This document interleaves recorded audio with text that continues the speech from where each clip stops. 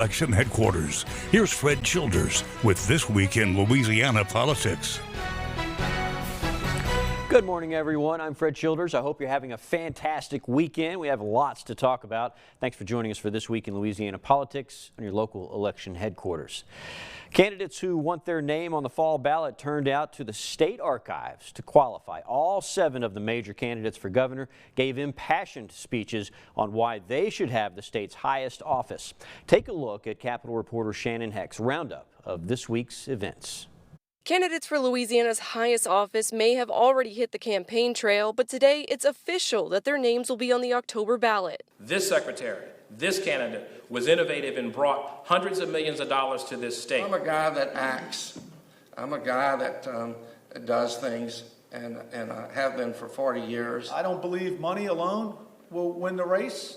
It never has. The Democrat endorsed by the current governor and the state party, Sean Wilson, talked about building bridges between legislators across the aisle to focus on infrastructure and education. I'm committed to working with the entire state of Louisiana, regardless of your gender preferences, regardless of your education level, regardless of your income status, to address those real issues that are facing Louisiana. Treasurer John Schroeder took aim at the cronyism in state government and promised to be responsible with taxpayer money. Schroeder was known in the legislature as a fiscal hawk. That we should only spend 98% and create a surplus.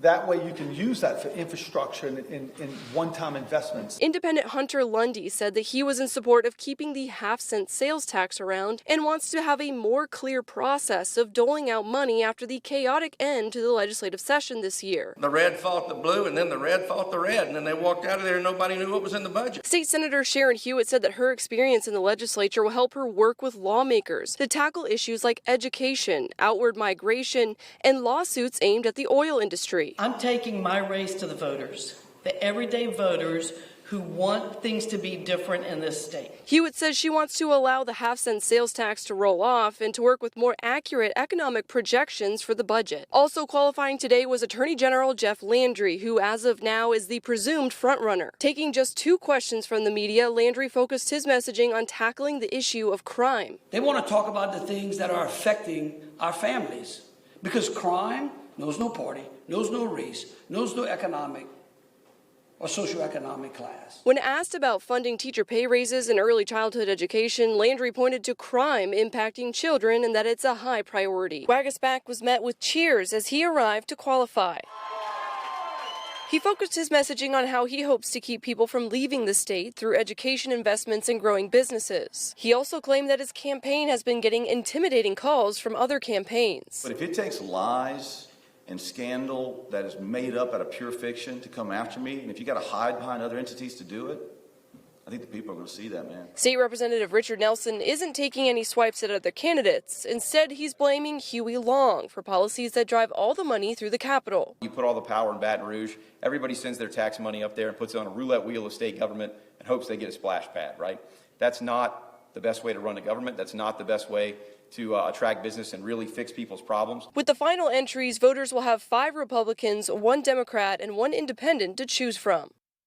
It was a busy week for the Secretary of State. There were quite a few seats that went unopposed as well, and now candidates are assured their place in state government. There are 42 of the 105 House of Representatives members that ran unopposed and will be guaranteed a seat at the State House. 17 of the 39 senators also ran unopposed. Commissioner of Agriculture Mike Strain once again ran unopposed and will hold on to his position he has had since 2008. In North Louisiana, a bit of a shakeup as State Senator Barry Milligan did not seek re-election. State Representative Thomas Presley jumped into the race to replace him and faces 2 other opponents now, including former State Senator John Milkovich.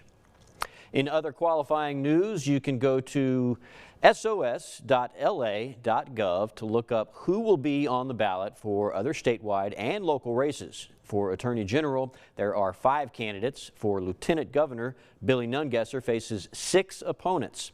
Treasurer has 3 candidates, and Secretary of State, you'll have 8 choices to pick from. The State Parole Board is moving forward with Governor Edwards' request to schedule clemency hearings for death row inmates. The board recently turned those cases away back in July. The governor says the 56 inmates are requesting their death penalty sentences be reduced to life in prison without parole. In response to the governor's letter, the board confirmed that the process of holding those hearings has now started.